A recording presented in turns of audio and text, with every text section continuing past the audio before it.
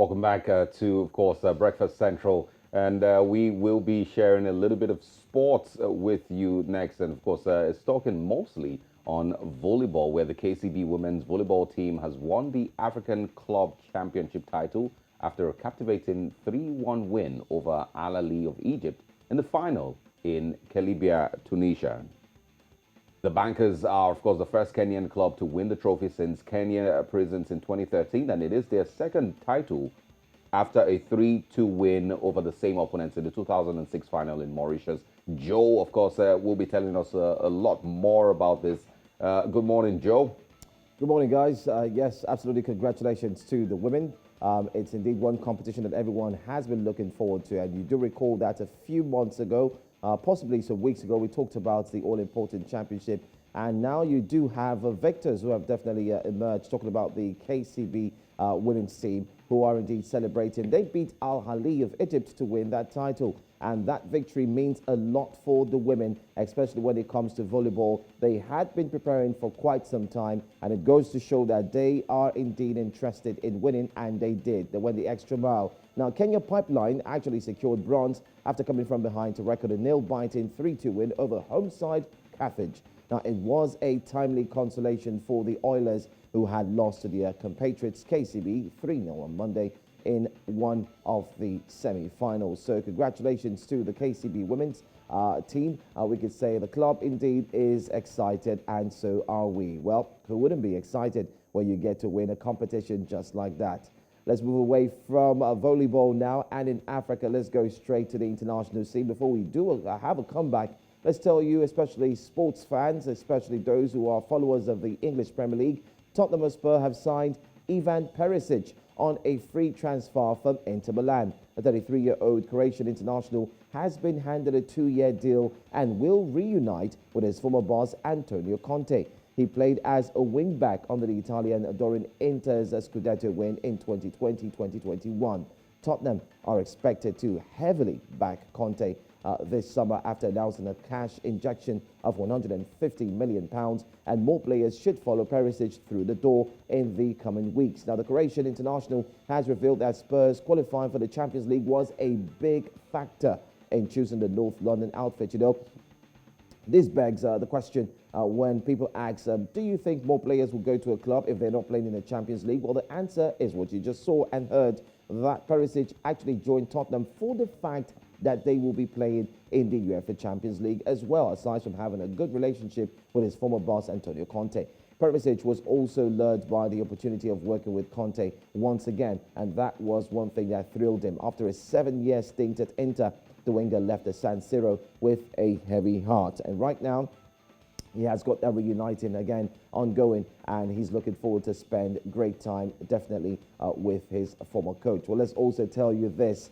Premier League fans in America will have a new lead voice from the pitch when the new season kicks off in August. And who is it?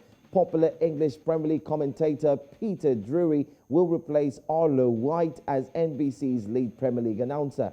White, who is a well-respected voice among US soccer fans, had served as the lead play-by-play voice for NBC Sports Group's Premier League coverage since the network acquired the exclusive US media rights beginning with the 2013 and 2014 season. But Peter Drury served on commentary this season for CBS Sports coverage of the Champions League. Now, he had a long run with ITV Sports as a #2 soccer commentator, and has recently worked for Amazon Prime Video for its Premier League coverage in the UK as well as BT. In November, the Premier League agreed to a new 6-year rights deal in the United States with NBC Sports. It was reported that the agreement is worth more than £2 billion.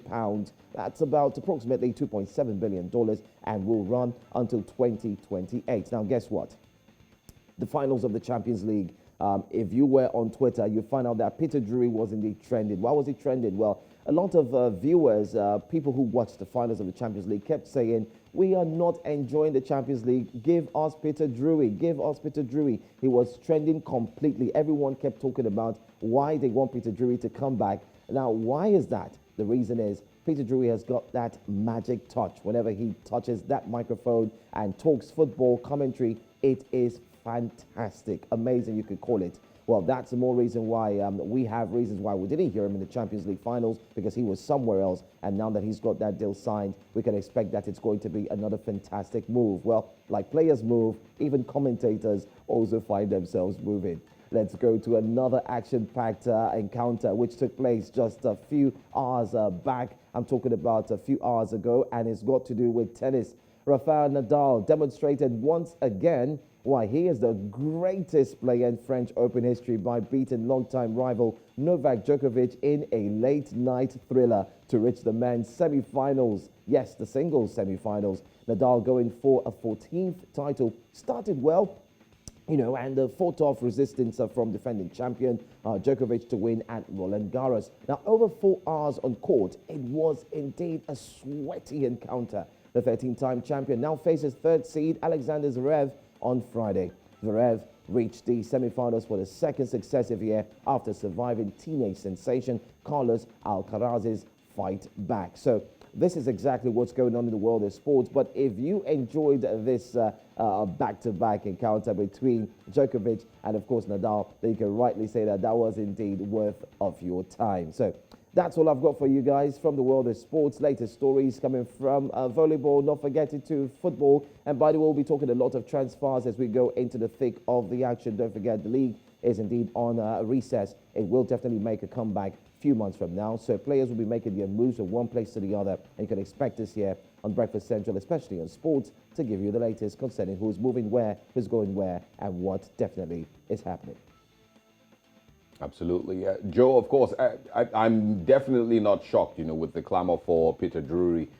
He is absolutely, I was going to say one of the best, but I don't think the best. I don't think there's anyone, on Peter Drury's level. He's something else. Peter Drury is on another level. I mean, for lovers of PlayStation, for lovers of football, I mean, if you play, I don't know, by the way, Olive or Target, do you guys flex your thumbs? Do you play games or something? Absolutely. I'm not a football person. I'd rather play war games, but war. Oh, okay, I see what you did there. All right. Olive, what about you? You're looking a bit like confused. What are they saying? To be honest, no ballerinas. What did you say, Joe? I lost that. I mean, no dancing and all that. Sorry, I did. You're asking if I'm dancing? No, go ahead. Do you play games? The kind of games that I play. Well, it depends. When you say games, what do you mean? Do you mean games, video games on TV or games with people's TV? Hands? I don't play either. Oh, okay. I see. Okay.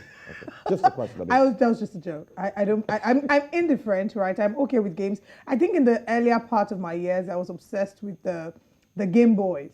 Ooh. When I was growing up. But after a while, right now I'm at a point where I prefer game nights instead of screen games, because I find that more and more we're finding more people addicted to screens and there's less interaction. So I want games that involves other people in the same space, other than I'm playing with someone in Ottawa and I don't even know who this person is. Yeah, man, but for male kids, who grew up in the 80s, 90s, even now, video games were a huge part of our, I did play upbringing. them as well. It was massive.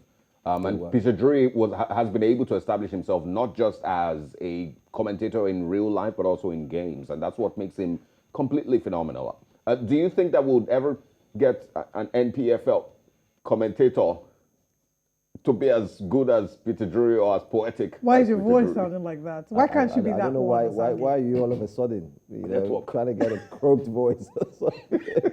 Why can't you be that? My answer to that question, yes, and yes. We've got a couple of amazing commentators now in the Nigerian Professional Football League, and they do an amazing job as well. I mean, we've got Femi Obong-Daniels, we've got a few names like Emmanuel Etim, Jeff Takoroji, a few names that I could just still mention from the top of my head. These guys are indeed pulling their weight, and I can tell you that as time goes on, if they continue the way they're going, and the Nigerian Premier League gets a lot of coverage, and it's in your face, as if you put it that way, then I can tell you for a fact that we will definitely have a Peter Drury here in Nigeria. Okay. And congratulations to Rafael Nadal also beating Novak Djokovic yesterday. Oh, yeah. A sweaty encounter, I put it that way. Yeah, it was a phenomenal game. Thank you very much, Joe, and looking forward to seeing you again. Sure.